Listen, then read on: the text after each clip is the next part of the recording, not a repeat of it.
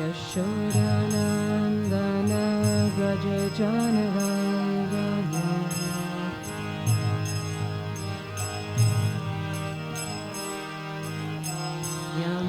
Yamunatira Vanacharya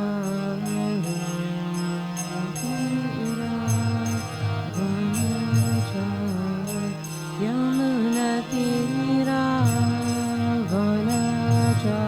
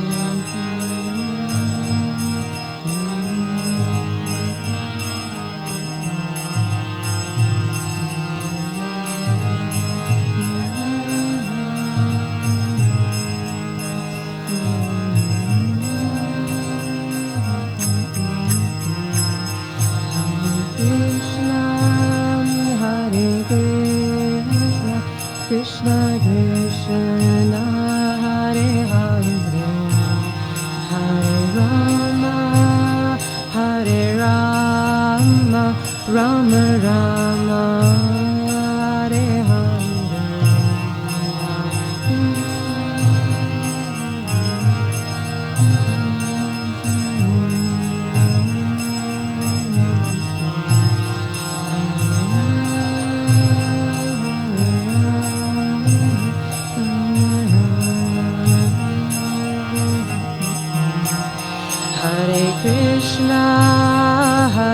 Krishna, Krishna Krishna, Hare Hare, Hare Rama, Hare Rama, Rama Rama, Hare Hare,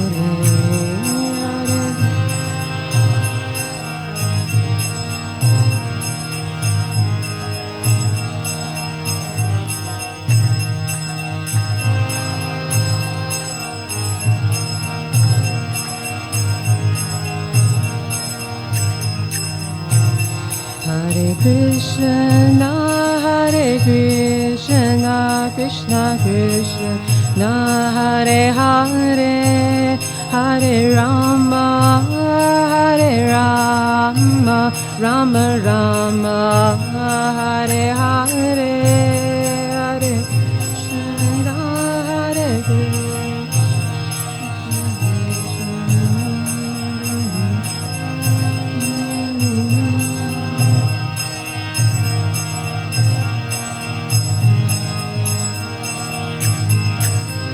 Hare Krishna, Hare Krishna, Krishna Krishna, Hare Hare, Hare Rama, Hare Rama, Rama Rama, Hare Hare, Hare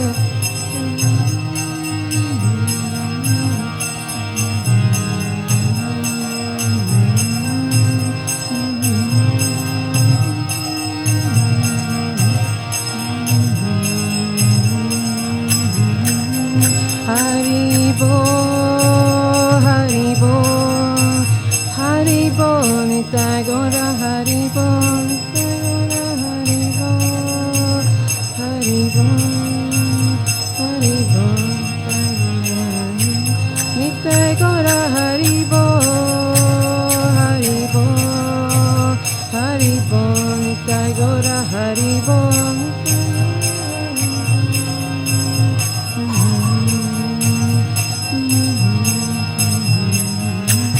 Jaya Jaya Prabhupada, Prabhupada, Prabhupada, Jaya Jaya Prabhupada,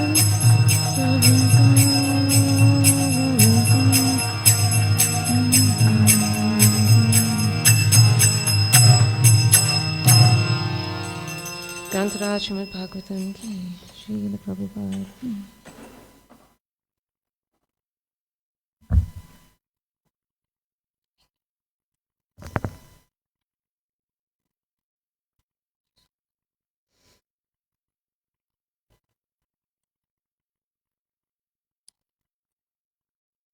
So, thank you all so much for joining this morning. And thank you for this service. We're going to be discussing Canto 4, Chapter 22, which is titled Prita Maharaj's Meeting with the Kumaras, and today it's text 57.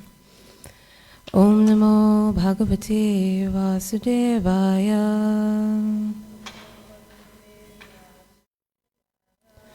Om Namo Bhagavate Vasudevaya.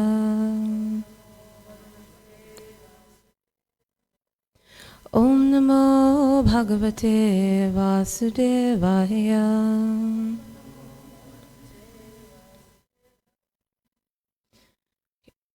So,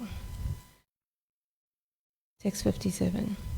Durdarshas Tejas Tejase Vagnir Mahendra Iva Durjaya Titikshaya Dharitriva Dhyaur Iva Bhishta Do Nrinam. So you can all repeat after me. Durdarshas Tejase Vagnir Mahendra Iva Durjaya Titikshaya Dharitriva Dhyauriva Bhishta Donrinam.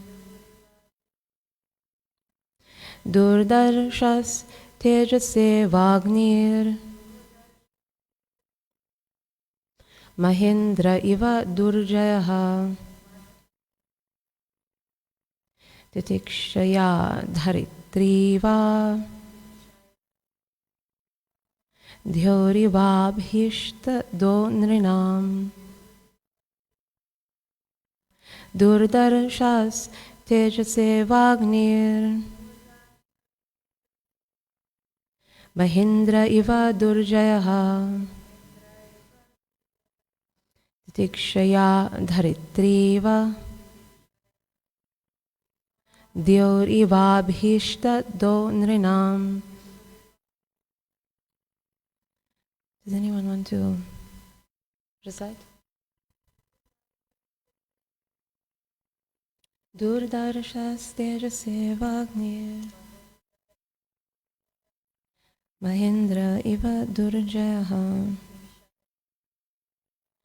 Titikshaya Dharitriva Dhyauriva Bhishta Donrinam. Anyone else would like to repeat? Durdarshas Tejase Vagnir Mahindra Iva Durjaya Titikshaya Dharitriva Dhyauriva Bhishta Donrinam. Okay, so we'll read the word by word translation. Durdarshaha, unconquerable. Tejasa, by prowess. Iva, like. Agni, fire. Mahendra, the king of heaven. Iva, likened. Durjaya, insuperable. Titikshaya, by tolerance. Dharitri, the earth. Iva, like Dyau, the heavenly planets. Iva, like Abhishtadaha, fulfilling desires. Nrinam, of human society. So the translation is, Maharaj Prithu was so strong and powerful that no one could disobey his orders any more than one could conquer fire itself. He was so strong that he was compared to Indra, the king of heaven, whose power is insuperable. On the other hand, Maharaj Prithu was also as tolerant as the earth, and in fulfilling various desires of human society, he was like heaven itself. So you can repeat the translation after me. Maharaj Prithu was so strong and powerful that no one could disobey his orders any more than one could conquer fire itself. He was so strong that he was compared to Indra, the king of heaven, whose power is insuperable.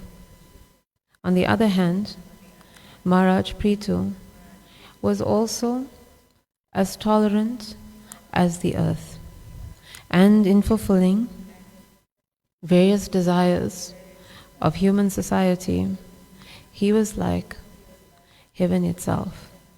So the translation and purport is by His Divine Grace A.C. Bhaktivedanta Swami Srila Prabhupada. Srila Prabhupada ki. So now we'll read the purport. It is the duty of a king to give protection to the citizens and to fulfill their desires. At the same time, the citizens must obey the laws of the state. Maharaj Prithu maintained all the standards of good government, and he was so invincible that no one could disobey his orders any more than a person could stop heat and light emanating from fire. He was so strong and powerful that he was compared to the king of heaven, Indra. In this age, modern scientists have been experimenting with nuclear weapons, and in a former age they used to release Brahmastras. But all these Brahmastras and nuclear weapons are insignificant compared to the thunderbolt of the King of Heaven. When Indra releases a thunderbolt, even the biggest hills and mountains crack.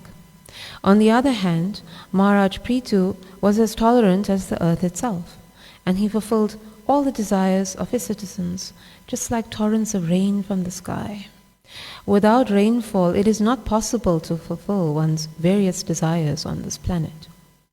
As stated in Bhagavad Gita, chapter 3, text 14, Parjanyad annasambhava. Food grains are produced only because rain falls from the sky, and without grains, no one on the earth can be satisfied.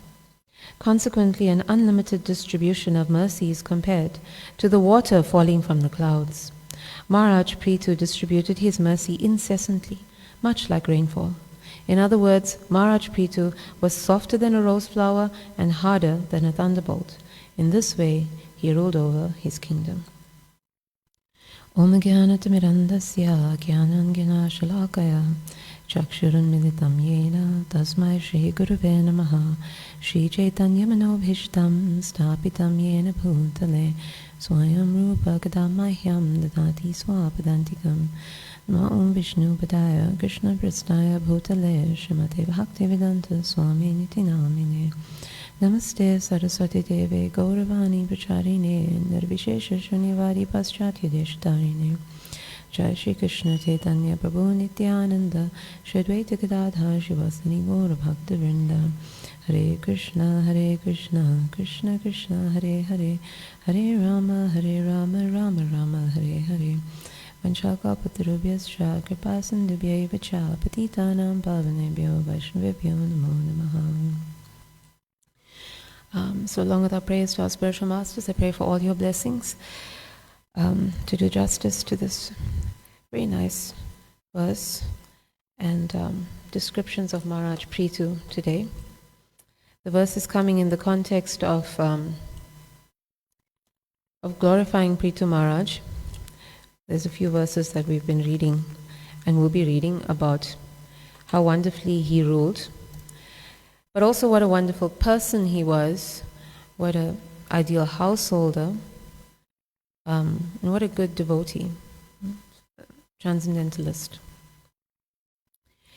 So, the one thing that usually catches our attention in this is, of course, what a good leader Maharaj Prithu is, because we feel that there's quite a dearth of good leadership in the modern age. It's very hard to find anyone to look up to, right? And because of that, we become very jaded. We don't trust our leaders very much. And like in the government context, we find something called voter apathy, right? Where people don't even pitch up to vote anymore, where maybe half the eligible population will show faith in any of the choices on the ballot paper. So it's quite sad that because of that, we just expect mediocrity or worse, downright debauchery from our leaders. It's the current state of affairs. And it doesn't mean, though, that it's impossible to find a good leader. It just means that they need to be elevated from the level that they're on, at least to the level of goodness. So then we may argue, would goodness make a leader suitable for the position? Because actually what we hear of, and Krishna also describes in Bhagavad Gita, is that Kshatriyas were in the mode of passion, predominantly. Although no one really stays in one mode or is composed entirely of one mode. The modes are always mixed in a personality, and the modes are always competing for control. But we can understand that passion was necessary in the ages when Kshatriyas, when rulers were actually fighting, when they led from the front. When they were wrestling with tigers and other such things, then you'd need the mode of passion. That would be very useful. But our leaders of today are not doing that. Mostly you could say, in an analogous way, they're holding court. They're in meetings, they're sitting with advisors, they're considering things. And in court of the old days, it wasn't passion that was predominant, but goodness. Because who did the leaders, the kings, actually listen to in the court? The Brahmanas. The Brahmanas were in charge of telling the kings what to do, essentially. And so in this previous section that we discussed before, the pastimes of Maharaj Prithu, when we were discussing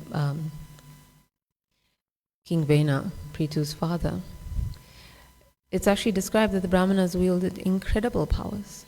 They were actually essentially in charge of the kingdom. So goodness would be very beneficial in a leader, or at least that a leader has people who are situated in goodness to advise him.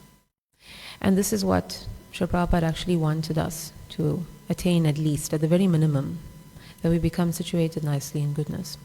So then there may be the argument, but as Vaishnavas, are we not higher than goodness, or better than goodness, or better than Brahmanas? So we get our understanding from how Srila Prabhupada explained that we're actually only aspiring Vaishnavas. We're not Vaishnavas yet. We're not at the mode of transcendental goodness. We're still trying to get there. But still, even an aspiring Vaishnava is better than a Brahmin with all good qualities who does not believe in Krishna. But that said, as followers of Krishna, we should be aspiring for good qualities. We actually have to have good qualities. That's how we inspire others to take to Krishna consciousness. So if ordinary conditioned souls can theoretically attain these material qualities of goodness that a Brahmin has, then we should have those, and then of course aim to surpass them. So that's why Krishna gives us so much information in the Bhagavad Gita about the modes of nature, so we can figure out where we are to plan where we need to be. And it's taken, or it should be taken in a practical sense, because that's the only way that it becomes a science, or that it can be considered a science. Prabhupada always said that that Krishna consciousness is a science, because with a science you have theory, and then you devise means of putting that theory into practice, and you test the results, and then you go back to your theory, and like that. So if we have Krishna's words, then we put it into practice, we see the results, we return to the philosophy, and this is how it goes. And therefore there's this parallel processes of studying the scripture, hearing about the scripture, and putting it into practice in our devotional service. So we were discussing the other day, because we were on chapter 5 of Bhagavad Gita, about the Sankhya Yoga philosophers, and they actually do this, or at least they claim to do this in even modern times, because of course Sankhya Yoga philosophy was given by the Lord himself. So the philosophy is very much congruent with Bhakti Yoga. They have the same basis of believing in the distinction between the body and the soul, in identifying the soul's eternal purpose, and of course distinction from the material energy. And that means distinction from the modes which make up the material energy. So they want to also identify the qualities of the modes so that they can situate themselves in at least goodness and higher. And they actually have that, as part of their aims, that they want to then train the children who are learning this philosophy to be situated in goodness. And I thought that was very nice. And it's important that we familiarize ourselves with what Krishna says that is, like 1842. Shamadamastapasocham shantirajvam evacha jnanam vijnanam astikyam brahma karma svabhavajam. Peacefulness, self-control, austerity, purity, tolerance, honesty, knowledge, wisdom, and religiousness. These are the natural qualities by which the Brahmanas work. So these are very nice, very wonderful qualities to aspire to. We understand a bit better now why Krishna glorifies qualified Brahmanas who have these nice natures, and why they're so dear to him.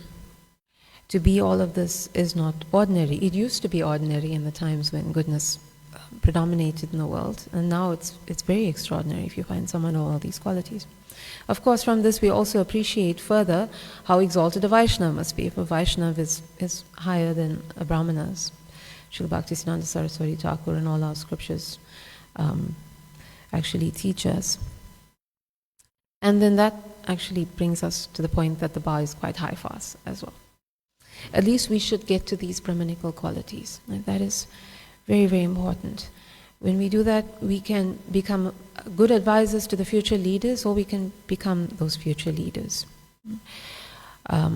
So when we hear of these verses, we shouldn't think that, okay, I'm actually better than this, and I can learn it for teaching others. Right? It's so that we can meditate on it. We sometimes want classes that talk about very deep subject matter, Krishna's pastimes and so on. And we've heard this before about qualities and what is expected of those in the modes. But when we hear it, it's not necessarily just that the person is preaching to neophytes or new people. He's preaching to the devotees, and we understand why he or she is preaching to the devotees, because Krishna says at the end of Bhagavad Gita that one who preaches to the devotees is most dear to him. So that's a very interesting point. We still need the preaching. We will always need the preaching. We hear, we meditate on some quality that we don't have, that we need to work on. We realize it, internalize it, and turn it into practice. We try to work on that quality. That's the importance. This is how Gyan, knowledge, becomes Vigyan, realized knowledge. Shri Shri Radharadhanath ki, Shri Giraj Govardhan Hani ki, Shri Chaitanya Mahaprabhu ki, Shri Ela Prabhupada ki. Our intelligence needs to be strengthened by knowledge. That's the relevance of hearing over and over again, and how it helps us. Intelligence strengthened by knowledge. Evam buddhe param buddha samstabhyatmanam atmana. That helps our intelligence to work on how we can improve ourselves in this way. If we think that we're going to sort of stay where we are and then get where we need to be without anything happening in between the two, then that's not very And it's not very smart. Because there's, like we said in a science, there's always a process that must happen in between. There's an input, there's a process, and there's an output. So the input is everything that we hear, the process is how we use it to improve ourselves, the output is the improved devotees that we can be. So judging our progress is not something that we must look at in a materialistic way.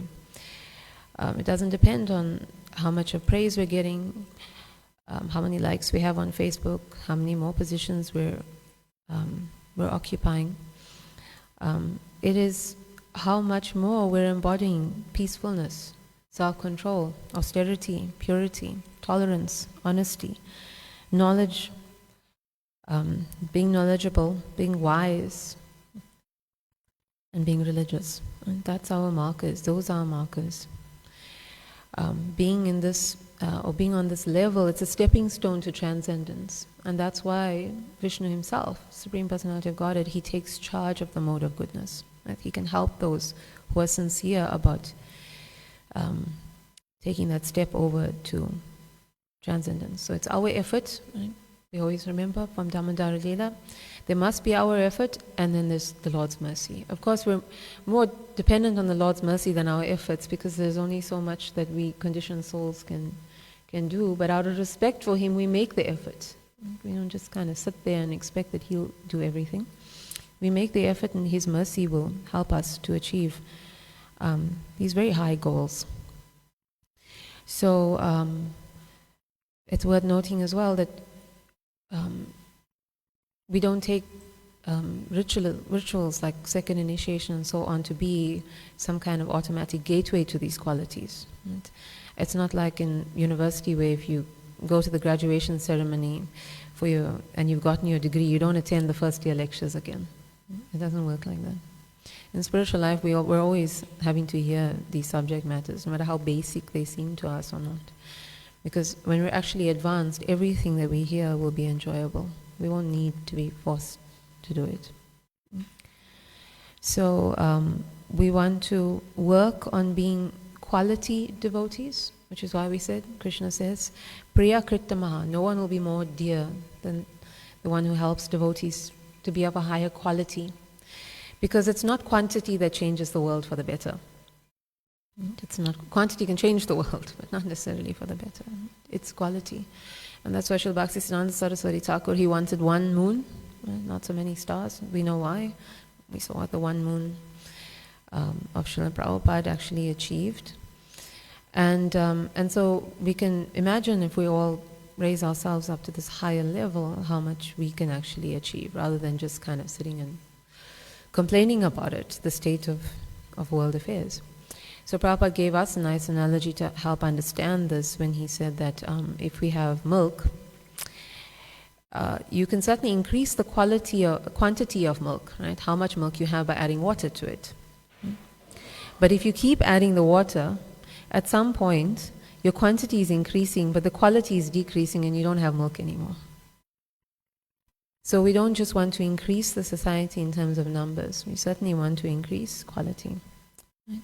And then it'll be possible for Maharaj Pritus to come out of our preaching and out of our societies as well. So these qualities of a good leader, you can summarize them basically in two ways. The one who that he punishes and that he provides. That's basically how Maharaj Prithu in this verse is being described. His qualities of punishing make him hard as a thunderbolt, and his qualities of providing, it makes him soft as a rose. Srila Prabhupada uses this analogy. I think it was given in response to his spiritual master's qualities. So in the material world, we find that our leaders are very upside down. They tend to be too lenient on the sinful, the wicked, and they're more harsher on the citizens. Right? Particularly, Srila Prabhupada always points out in terms of taxing the poor citizens, the good citizens to death. Right? So because everything is upside down in the quality of our leaders, and everything is upside down in society.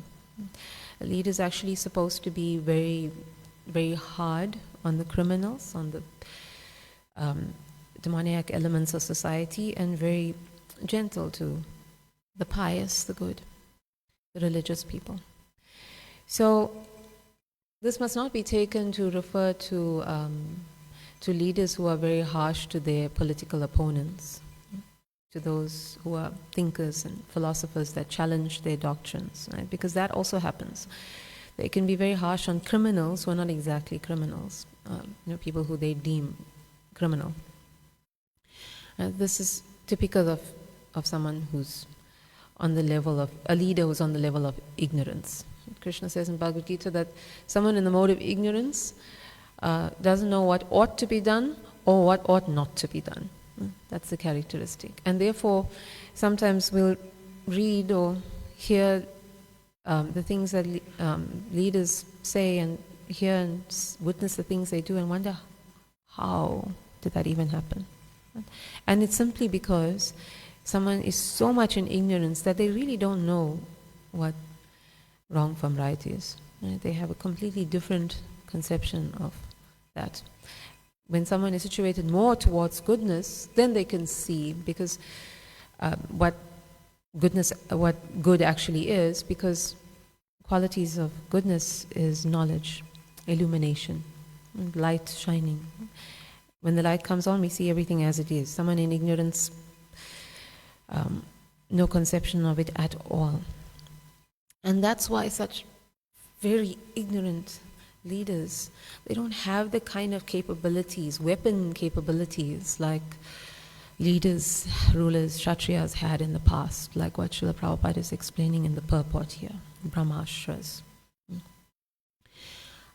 They would certainly not know how to use these weapons, what to speak of how to use them in the correct context. And we have one good example from the first canto of Srimad Bhagavatam in the person of Ashvatam. Ashvatam was the son of Drona, who was a military arts teacher, and because of affection for his son, right, affection that would eventually kill him, which was obviously demonstrating that was his weakness, right, his affection for his son. He actually taught Ashvatam the science of the Brahmastra. Even though he knew that Ashvatam was not of the caliber of the Pandavas, he was not of the caliber of Arjuna, and others who were wise enough to know when such a weapon should be used and should not be used. But he did not teach him, maybe as a safety valve, he didn't teach him, right, the way to retract the weapon.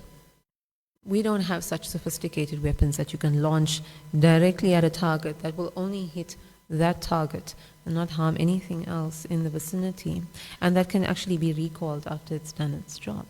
That's Vedic science of weapons, called Dhanurveda. So Ashvatam did not know how to retract the Brahmastra, but yet when he was in a dire situation, when he was rightly threatened by Arjuna for killing the sleeping sons of Draupadi, Shikhandi, Dhristadyumna, a few others, he released his Brahmastra. It's inconceivable that he just released it at civilians, right, out of war, and didn't know how to call it back. Because this weapon is not like, we think, our nuclear weapons are quite devastating, but this Brahmastra can destroy the universe. So Arjuna, of course, understanding how to control and counteract all kinds of weapons, he was able to release his own Brahmastra, control Ashvatam's and retract it. But we can only imagine what would happen if we had leaders with those kind of capabilities. Right? Already the threat of nuclear war is so significant. And Srila Prabhupada used to talk about it quite often, that they have the ability to unleash like untold destruction. And our Kali Yuga weapons, they're not sophisticated. They're not like Brahmastras. They're contaminated. So when you release a nuclear weapon, not only is it targeting innocent people, but the results are unpredictable. It damages DNA and causes so many terrible health conditions later on down the line. In some cases, it makes places uninhabitable, contaminates the water supply, the ground for centuries maybe. We don't even understand it properly.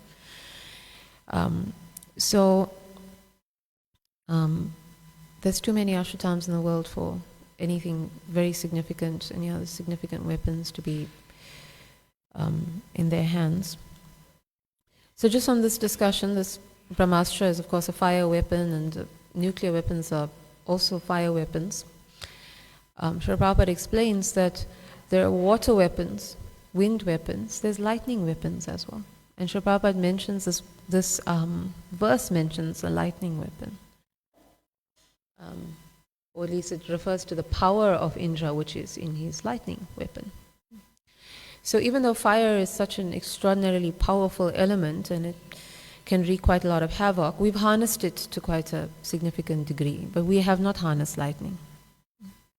We can't control it, we can't store it, we can't actually predict when it's going to happen. And to be honest, the scientists don't exactly know how it happens.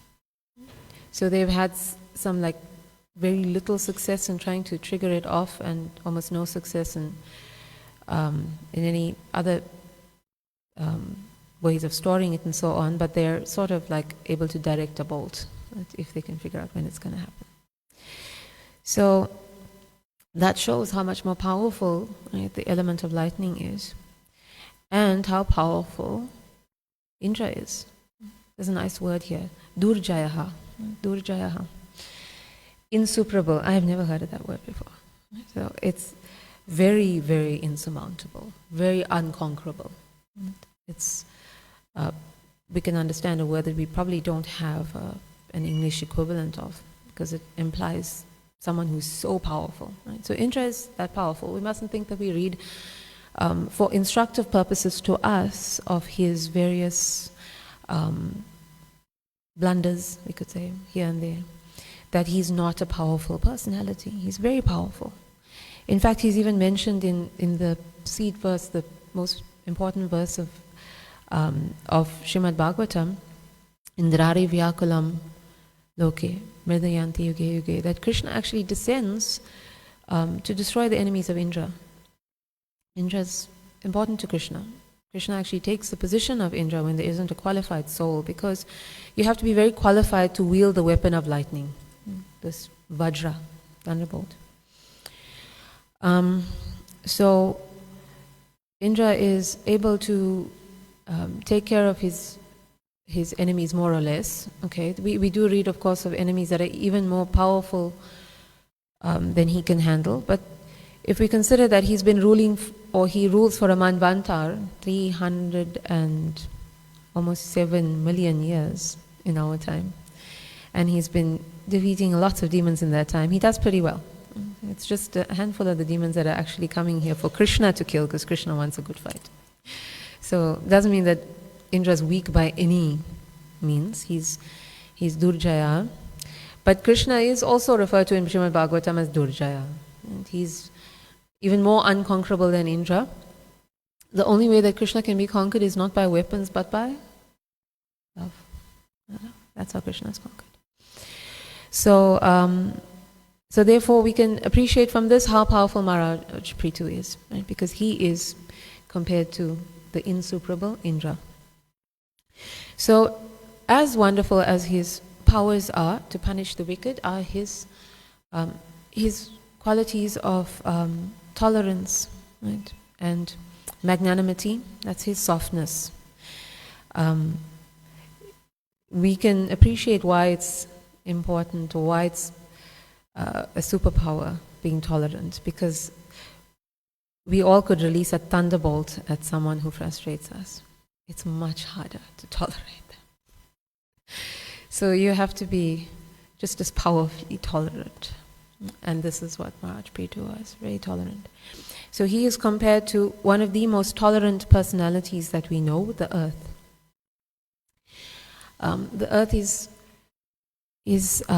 just accepting how we plow into her, dig into her, drill into her, drive over her, walk over her constantly, run, jump, spin, all of that, right? And of course, pollute her constantly.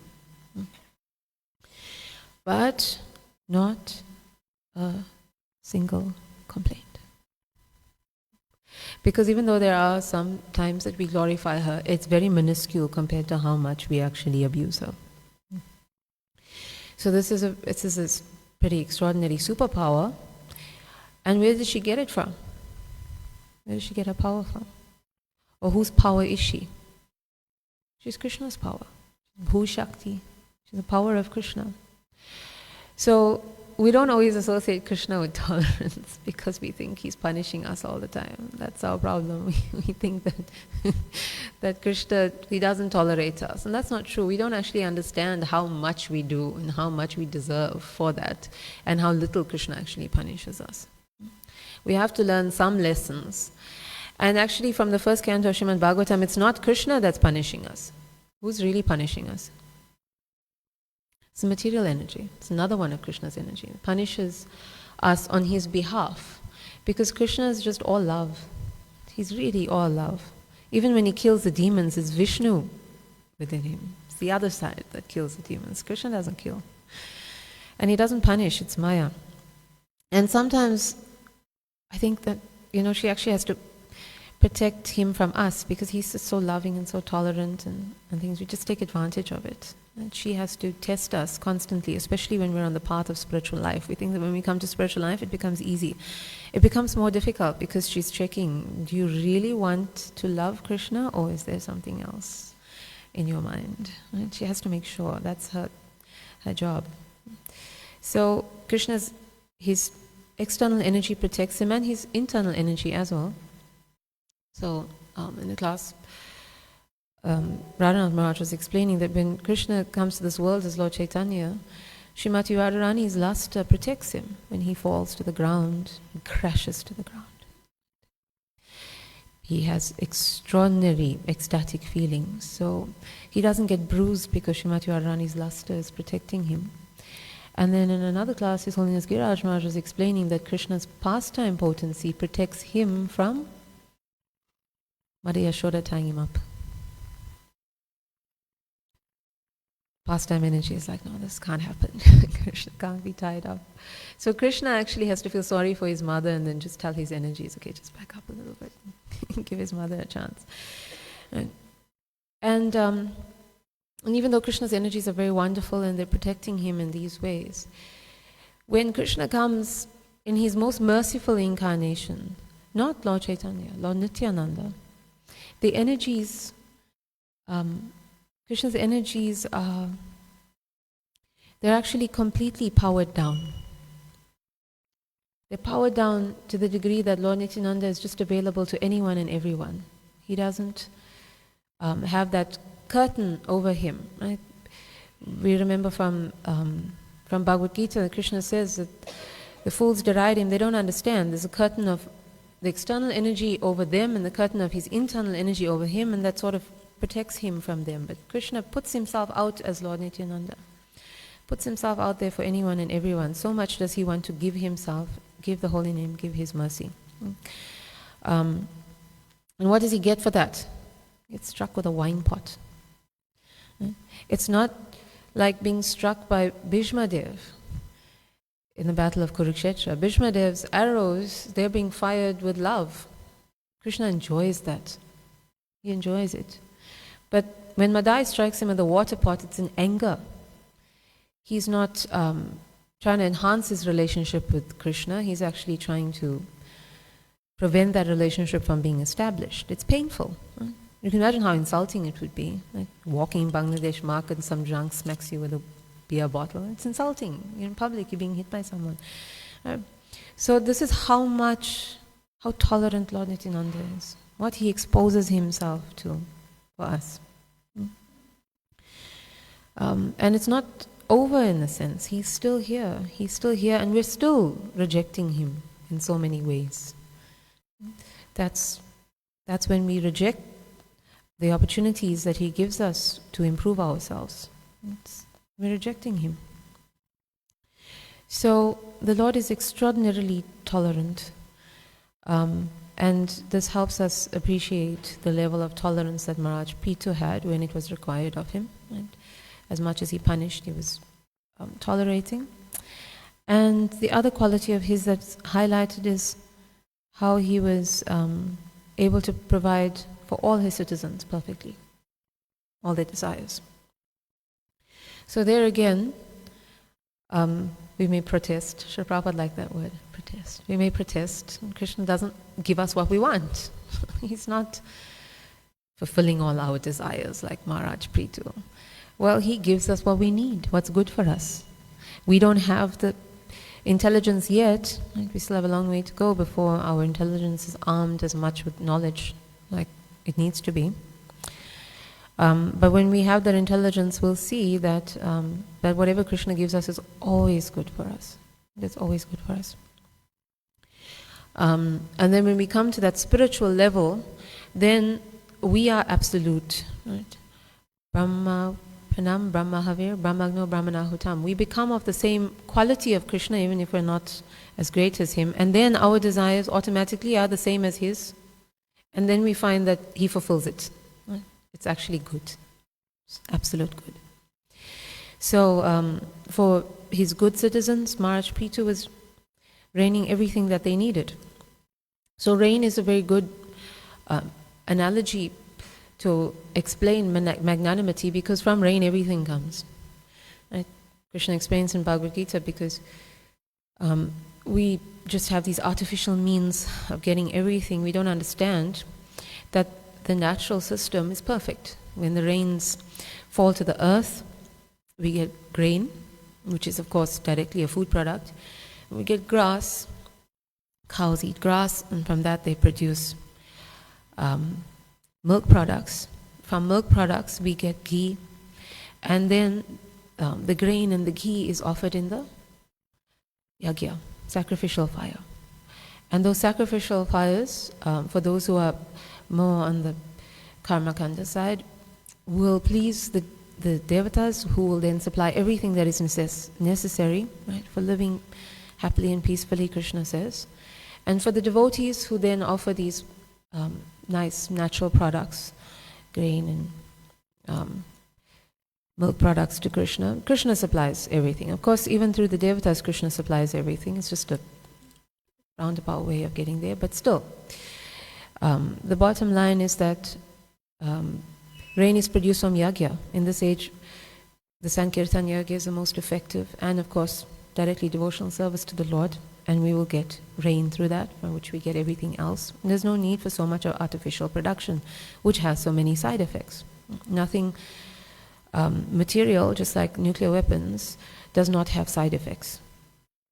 Everything spiritual does not have side effects. Srila Prabhupada is explaining how nicely the process of milk, getting milk, can be utilized so that there's absolutely no side effects. Right? How the milk can be turned into yogurt when there's too much milk, and then the yogurt can be turned into butter when we've used all the yogurt that we need, and then from the buttermilk, the buttermilk we can utilize as a very nourishing food product. Butter we can use directly, or produces ghee, which can be stored. Srila Prabhupada says indefinitely. It's a perfect system. If we look at everything natural, we'll find it's perfect until we start interfering with it, right? Or have unnatural needs and desires. So, because rain has been pouring down from the heavens from time immemorial, and of course in such great quantity, Maharaj Prithu's magnanimity is described in that way, right? Able to bestow so much on humankind. So the other day we were also mentioning about how much of the earth is actually in drought. We're not really conscious of it, but it's true. And we have the answer. The Sankirtan Yagya, widespread Sankirtan will definitely provide for that, and then from rains again, everything will come. Lord Nityananda is still here giving us his mercy. So is Lord Chaitanya, because wherever Lord Nityananda is dancing, Lord Chaitanya is. And that's how all abundance will follow. How we will develop good qualities, how we will have practically the reign of Maharaj Prithu, if we think about it. Yeah. So thank you all so much for your kind attention. Srila Prabhupada ki. Any questions or comments or anything to clarify? Raghunath Prabhu?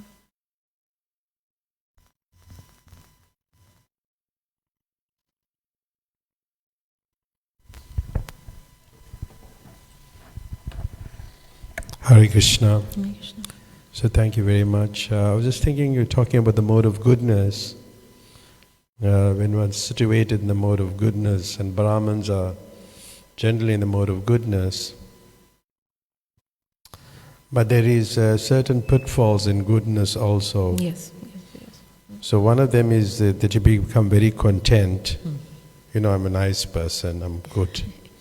And the other, you become very proud. Yes. There's two pitfalls in goodness. Yes. So therefore Krishna consciousness only starts, after goodness. Yes. Yes. So that's one point I was noted. Our own effort and the Lord's mercy. Yes, our effort must be there, and then we get the Lord's mercy. But even when we're doing something and we're not successful, that is also the Lord's mercy. So it works both ways. It doesn't. It's not that it's you have to be successful or whatever you are desiring you will get. That's why people take to spiritual life because what they're desiring and they get. They think, well, okay, Krishna is answering my prayers, so I'll surrender to Him. But when you're not getting the mercy, or you're not being successful, that is also His mercy, and maybe it's actually better in that sense. Yeah. That's one, and that's two.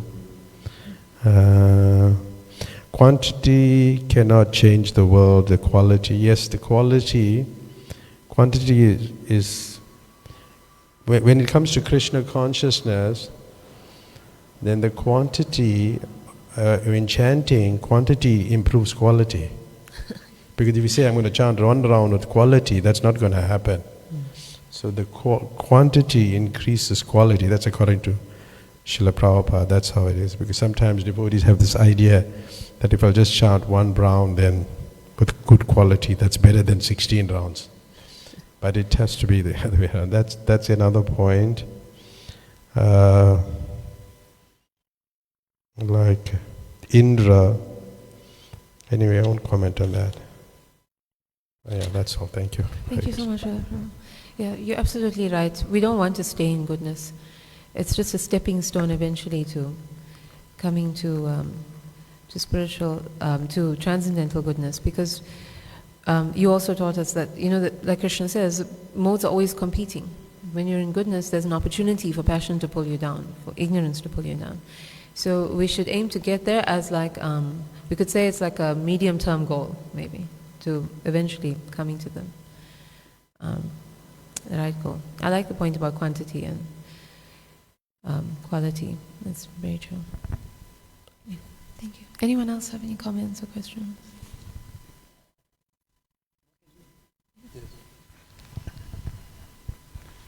Hare Krishna. Just one little suggestion, with all humbleness, with all humility. To me, your voice was not really audible. Maybe you were, this gap between where you, and the mic was a little, because whenever you came and spoke next to the mic, it was clear. So that is one, just a little suggestion. Very good. Thank you. Thank you. Apologies for that. Are there any other comments or questions? Okay, thank you all so much. Grantaraj Srimad Bhagavatam ki, Srila Prabhupada ki.